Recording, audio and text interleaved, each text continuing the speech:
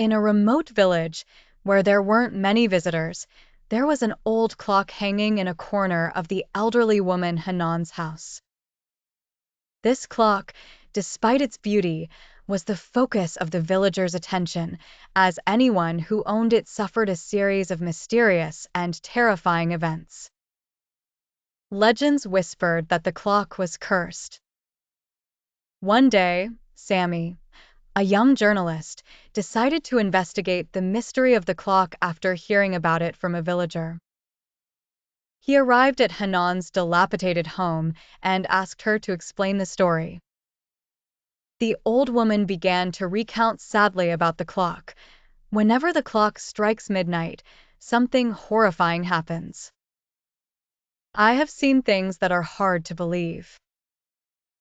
Despite the old woman's warnings, Sammy decided to spend the night in the house, specifically in the room with the clock.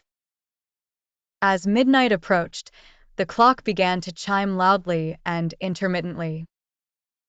Sammy, feeling tense, sensed a shiver running through his body. When the clock struck 12, something strange happened. The room was enveloped in pitch darkness.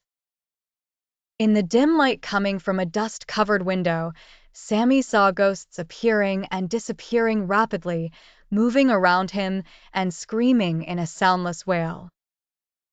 He tried to escape, but found himself always returning to the room. While trying to understand what was happening, Sammy discovered an old paper hidden behind the clock. It was written in a slanted handwriting, saying, "Whoever dares to stop the clock will pay the price."